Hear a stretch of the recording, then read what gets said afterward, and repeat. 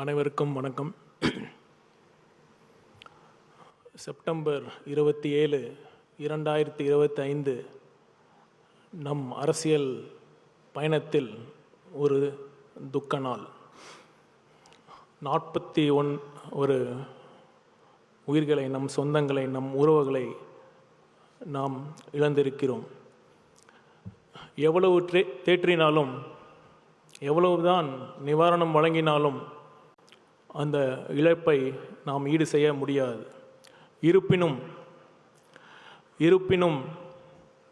உங்கள் குடும்பத்தில் ஒருவனாக இருந்து உங்கள் தேவைகளை அனைத்தும் நான் பூர்த்தி செய்வேன் என்று தலைவர் அவர்கள் சொன்ன அந்த வார்த்தைகள் அந்த குடும்பங்களுக்கு பெரும் ஆறுதலாகவும் பெரும் நம்பிக்கை தருவதாகவும் இருந்தது என்று சொன்னால் அது மிகையாகாது. ஏனென்றால் மக்களை உண்மையாக நேசிக்கும் ஒரே தலைவர் நம் வெற்றி தலைவர் அவர்கள்.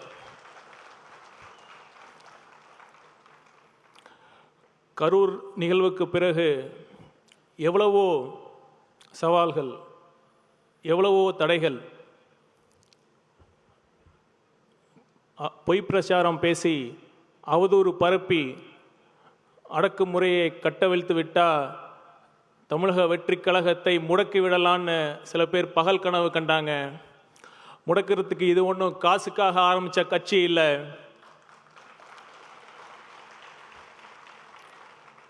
தேர்தல் வெற்றியை தாண்டி ஒரு அடிப்படை அரசியல் சமூக மாற்றத்திற்காக மதச்சார்பற்ற சமூக நீதி என்ற உன்னத கொள்கையோடு ஆரம்பிக்கப்பட்ட ஒரு உன்னத இயக்கம்தான் தமிழக வெற்றி கழகம். ஒரு புறம் சிபிஐ விசாரித்துக் கொண்டிருக்கிறது. நிச்சயம் உண்மை வெளியே வரும். இன்னொரு புறம் மறைந்த 41 உயிர்களுக்கு நாம் செய்யும் உண்மையான அஞ்சலி என்று நான் கருதுவது என்னவென்றால், நாம் எந்த நோக்கத்திற்காக இந்த இயக்கத்தை ஆரம்பித்தோமோ, நாம் எந்த லட்சியத்திற்காக தமிழக வெற்றி கழகம் ஆரம்பிக்கப்பட்டதோ அந்த அரசியல் பாதையில் இன்னும் அதிகமாக கொள்கைப்பற்றுடன், இன்னும் அதிக விவேகத்துடன் முழுக்க மக்கள் நலன் சார்ந்த அரசியலை முன்வைத்து 2026 நம் வெற்றி தலைவர் விஜய் அவர்களின் தலைமையில் ஒரு நேர்மையான நல்லாட்சி அமைவதே இறந்து போன அனைத்து உயிர்களுக்கும் நாம் செய்யும் உண்மையான அஞ்சலியாக நான் கருதுகிறேன். நிச்சயம் அதை நாம் செய்வோம். சரி, கடந்த சில நாட்களாக நான் தமிழகம் முழுவதும் சுற்றுப்பயணம் செய்யும் வாய்ப்பு கிடைத்தது. பலதரப்பட்டு மக்கள்கிட்ட பேசுகிற வாய்ப்பும் அமைஞ்சது. ஒன்று மட்டும் கிளியராக புரிஞ்சது என்னவென்னா, மக்கள் இந்த திமுக அரசு மேலே கடும் அதிருப்தியில் இருக்காங்க. நான் வெறும் அரசியலுக்காகலாம் சொல்லலை, உண்மையாலுமே அவங்க அதிருப்திக்கு நியாயமான காரணங்கள் இருக்குது. என்னென்னா, ஃபஸ்ட்டு சட்டம் ஒழுங்கு. ஒரு அரசோட அடிப்படை கடமையே சட்டம் ஒழுங்கை பேணி காப்பது தான். ஆனால் இப்போ திமுக அரசில் சட்டம் ஒழுங்கு எப்படி இருக்குது? எத்தனை கொலைகள், எத்தனை பாலியல் வன்கொடுமைகள், எத்தனை காவல் மரணங்கள். இப்போ பெண்களுக்கு பாதுகாப்பு இருக்கா? இப்போ சமீபத்தில் நடந்த கோவை பாலியல் வன்கொடுமை எடுத்துக்கங்க. இது ஒரு தனிப்பட்ட சம்பவம் அல்ல. இது காவல்துறையில் நீண்ட நெடுங்காலமாக இருக்கிற நிர்வாக சீர்கேட்டின் ஒரு வெளிப்பாடு தான். அப்படி என்ன நிர்வாக சீர்கேடு?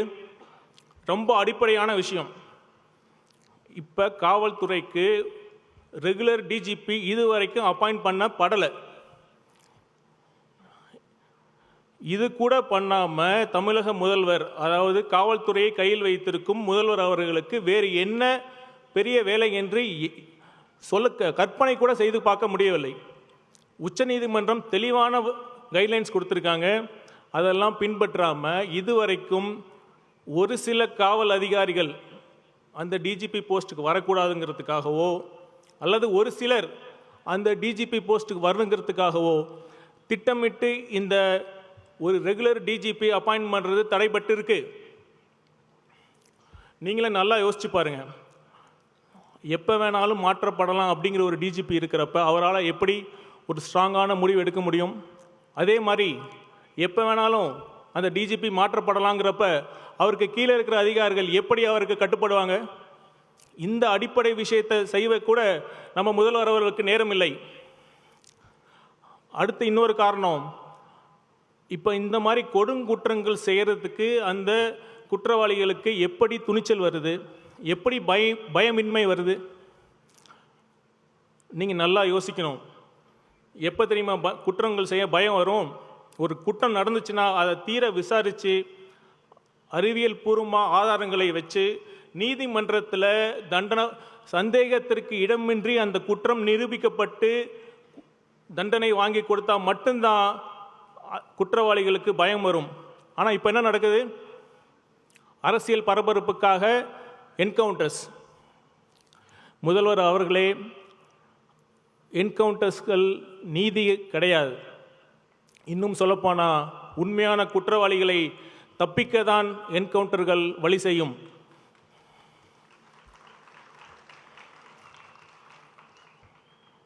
அடுத்து காவல்துறையில் இருக்கிற இன்னொரு முக்கிய சீர்கேடு பார்த்தீங்கன்னா, காவல்துறையில் இருக்கிற பணிச்சுமை.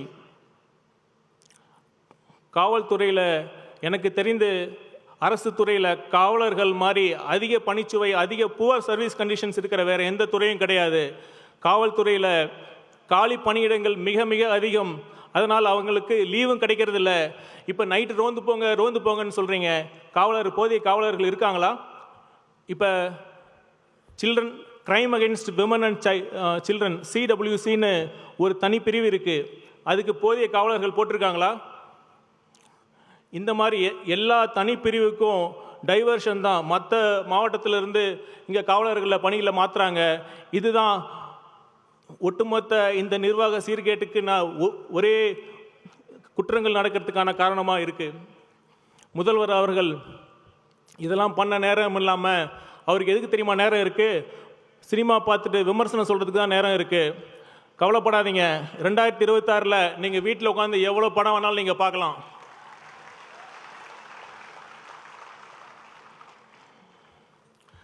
சரி, சட்டம் ஒழுங்கு தான் சந்தி சிரிக்குதுன்னா இங்கே ஆட்சி நிர்வாகம் எப்படி இருக்குது? நான் சத்தியமாக சொல்கிறேன், மிகைப்படுத்தி சொல்லலை. தமிழ்நாட்டில் கடந்த காலங்களில் எந்த ஒரு ஆட்சியிலும் இல்லாத அளவுக்கு ஊழல் இப்போ தரை விரித்து ஆடுது. ஒன்றா ரெண்டா சொல்லிக்கிட்டே போகலாம். இப்போ அதோட லேட்டஸ்ட் எக்ஸாம்பிள் தான் நம்ம அண்ணன் K. நேரு அவர்கள் துறையில் நடந்த தேர்வு முறைகேடு. ஐயா, பொறுக்க முடியல. ஊழல் பண்ணுறதுக்கு தான் எவ்வளோ வழிகள் இருக்குது. கான்ட்ராக்டில் அடிக்கிற கோடி அடிக்கிற கமிஷன் உங்களுக்கு பத்தலையா? கஷ்டப்பட்டு படித்த மாணவர்கள் தேர்வு எழுதி வேலைக்காக காத்துட்ருக்கிறப்ப அதில் கூடவா ஊழல் செய்யணும்? இப்போ சமீபத்தில் நம்ம சகோதரர் அன்பில் மகேஷ் அவர்கள் ஒரு பெர்ஃபார்மன்ஸ் பண்ணார். படித்து சொன்னடா கண்டிஷன்ஸை ஃபாலோ பண்ணீங்களான்னு. அது மாதிரி இப்போ நம்ம நேரு அண்ணன்ட்ட சொல்லலாம், அண்ணே படித்து சொன்னோமே ரூல்ஸை ஃபாலோ பண்ணுங்கன்னு. இப்போ பாருங்கள், தேவையில்லாமல் இடி உள்ளே வந்துருச்சு. ஊழல் பண்ணுறதுக்கு உங்களுக்கு இந்த கான்ட்ராக்ட் கமிஷன்லாம் இருக்கிறப்ப எதுக்கு தேவையில்லாமல் படித்த இளைஞர்கள் வாழ்க்கையில் இப்படி விளாட்றீங்க? கஷ்டப்பட்டு படித்து தோல்வி அடைகிறப்ப இருக்கிற வலியும் வேதனை எனக்கு தெரியும். ஏன்னா நான் ஃபஸ்ட்டு 3 அட்டம்ப்டில் நான் தோல்வி அடைஞ்சிருக்கேன். அதனால் தயவு செய்து இந்த மாதிரி இளைஞரோட வாழ்க்கையை விளையாடாதீங்க. இன்னொரு சின்ன எக்ஸாம்பிள் சொல்கிறேன். இப்போ நெடுஞ்சாலைத்துறை, நீர்வளத்துறையில் இப்போ ஒரு புது சிஸ்டமை கண்டுபிடிச்சிருக்காங்க. நாம் இப்போ பார்த்திங்கன்னா எல்லா டெண்டர்லேயும் யார் வேணாலும் பங்கெடுக்க முடியாது. அதுக்கு சைட் இன்ஸ்பெக்ஷன் சர்டிஃபிகேட், அதாவது எந்த இடத்துல வேலை நடக்குதோ அந்த இடத்துக்கு போய் ஆய்வு பண்ணிட்டாங்க, அந்த ஒப்பந்ததாரர் ஆய்வு பண்ணிட்டாங்கன்னு சம்பந்தப்பட்ட DE இல்லைனா CE சர்டிஃபிகேட் கொடுக்கணும். நான் கேட்குறேன், வேறு எந்த மாநிலத்தில் இந்த மாதிரி ஒரு சிஸ்டம் இருக்குது? இல்லை நேஷ்னல் ஹைவே அத்தாரிட்டி ஆஃப் இந்தியாவில் அங்கே இந்த மாதிரி சிஸ்டம் இருக்கா? எதுக்காக இந்த சிஸ்டம்? யாருக்கு டெண்டர் கொடுக்கணும்னு ஃபஸ்ட்டே முடிவு பண்ணிவிட்டு அவங்களுக்கு மட்டும்தான் இந்த சைட் இன்ஸ்பெக்ஷன் சர்டிஃபிகேட் கொடுக்குறீங்க. திமுக காரங்களை பற்றி சொல்லுவாங்கல்ல, திமுக காரனா சும்மா இல்லடா அப்படின்னு சொல்லுவாங்கல்ல, உண்மைதான். திமுக காரங்க விஞ்ஞானபூர்வமாக ஊழல் செய்கிறவங்க. நம்ம சயின்டிஸ்ட் ஏவா வேலு அண்ணனும் அவங்க டீம் தான் இந்த சிஸ்டமை கண்டுபிடிச்சி இப்போ பண்ணிக்கிட்டு இருக்காங்க.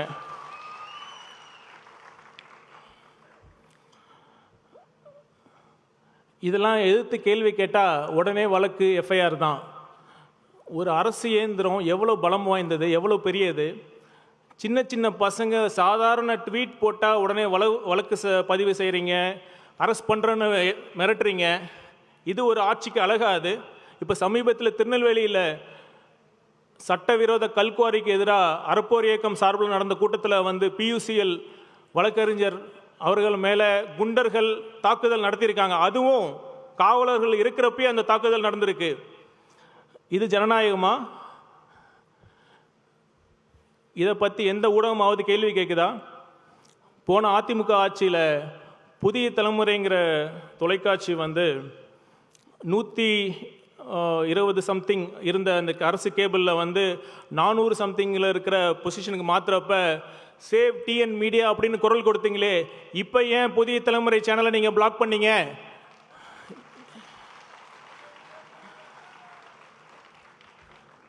புதிய தலைமுறை பாலிமர் சேனலை நீங்கள் எந்த விதியின் அடிப்படையில் நீங்கள் பிளாக் பண்ணீங்க? அரசு கேபிள் துறை பிளாக் பண்ணுச்சு. பதில் சொல்லுங்க திரு ஸ்டாலின் அவர்களே.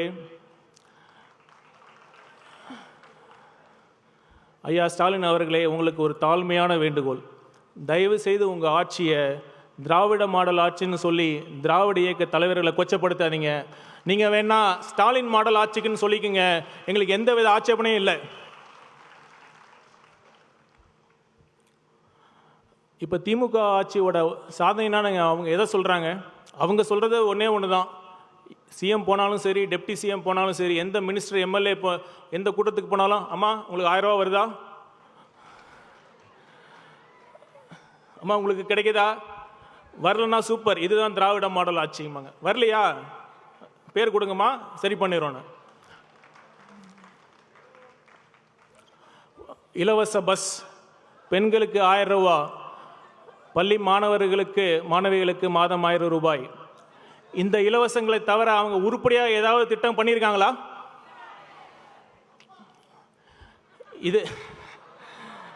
இது ஏதோ திமுக கட்சி சார்பாக அவங்க நிதியிலிருந்து அவங்க திமுக கோடி கோடியாக வச்சுருக்காங்களா, அவங்க அறக்கட்டளையில் அந்த பணத்திலேருந்து கொடுத்தா நீங்கள் போய் அது பெருமையாக நீங்கள் சொல்லிக்கலாம். அரசு வரி பணத்தில் நீங்கள் கொடுத்துட்டு கொஞ்சம் கூட வெக்கமே இல்லாமல் நீங்கள் கொடுத்துட்டோம் இலவசங்களை கொடுத்துட்டோன்னு சொல்லி பெருமைப்பட்டுக்கிறீங்களே, இது கொஞ்சமாக உங்களுக்கே அழகா இருக்காது? ஒரு கட்சி பெண்களுக்கு மாதம் 1000 ரூபா தரேன்னு சொல்கிறாங்க, இன்னொரு கட்சி மாதம் 2000 ரூபான்னு சொல்கிறாங்க. இதுக்கு எங்கே முடிவு? இப்போ சமீபத்தில் பார்த்தீங்கன்னா பீகார் எலெக்ஷன் அப்போ அரசாங்கமே 10,000 ரூபாய் அவங்க அக்கௌண்ட்டில் போட்டிருக்காங்க. மக்கள் நம்ம நல்லா சிந்திக்கணும். இந்த இடத்துல நான் ஆணித்தரமாக பதிவு செய்ய விரும்புகிறேன். இலவசங்கள் யார் யாருக்கு தேவையோ கண்டிப்பாக அவர்களுக்கு கொடுப்பது ஒரு அரசாங்கத்தின் கடமை. ஆனால் இதை வைத்து அரசியல் செய்வது ஜனநாயகத்திற்கு பெரிய அச்சுறுத்தலாக இருக்கும். இதற்கு ஒரு தீர்வு என்ன? இலவசங்களுக்காக ஒரு ஆணையம் அமைக்கலாம். அந்த ஆணையத்தில் முதலமைச்சரும் இருக்கலாம், எதிர்க்கட்சி தலைவரும் இருக்கலாம். அவர்கள் இருவரும் சேர்ந்து யார் யாருக்கு எவ்வளவு தேவையோ அதை கருத்தில் கொண்டு, அதே சமயம் மாநிலத்தின் நிதி வலிமையும் கருத்தில் கொண்டு அவர்களுக்கு போதிய நிதி உதவியை அளிக்கலாம். இதை வைத்து தயவு செய்து அரசியல் படுத்தி உதவி பெறும் மக்களை கொச்சைப்படுத்தாதீர்கள்.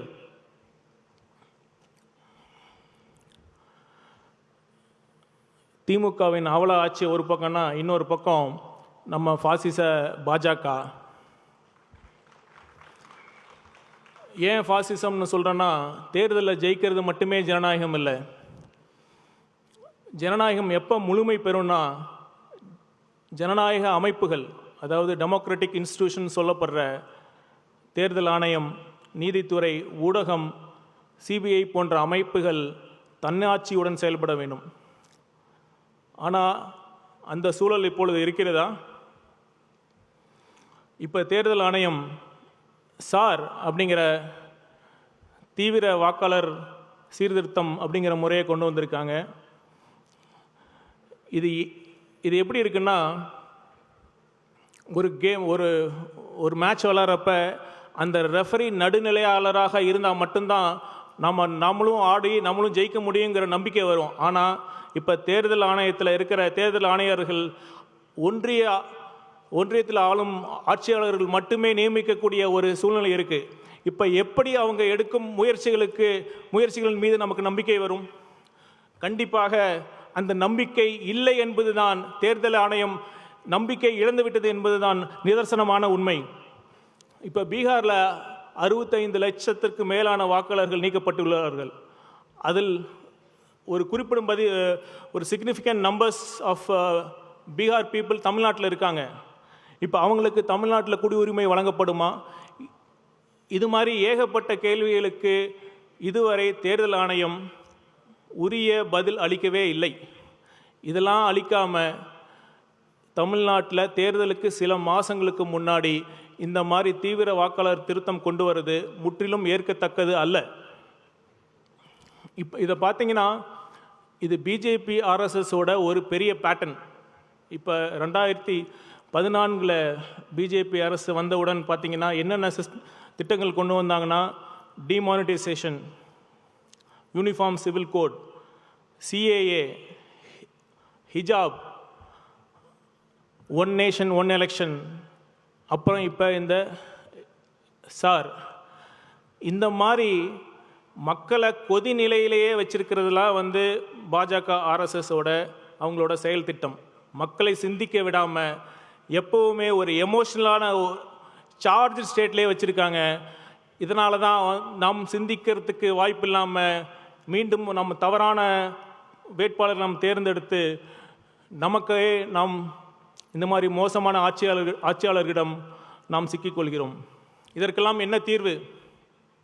தீர்வு நம்மக்கிட்ட தான் இருக்குது. தமிழக மக்கள்கிட்ட ஒன்று சொல்கிறேன். நம்ம பக்கத்து மாநிலம் கேரளாவில் அரசு மதுபான கடைகளில் பாட்டிலுக்கு 10 ரூபா வாங்குறதில்ல, தெரியுமா? கம்ப்யூட்டர் பில் கொடுப்பாங்க, மீதி சேஞ்சை கொடுத்துருவாங்க. அதோட ஒன்று முக்கியமான விஷயம், கேரளாவில் ஓட்டுக்கு பணம் கொடுக்கறதில்ல. தமிழக மக்கள் சிந்தித்து பார்க்கணும்.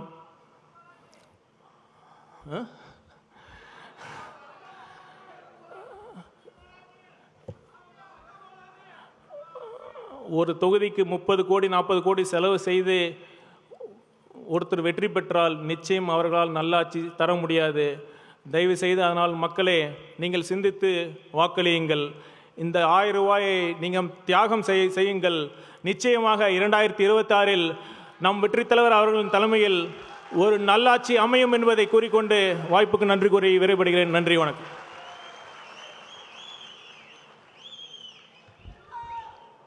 நன்றி சார்.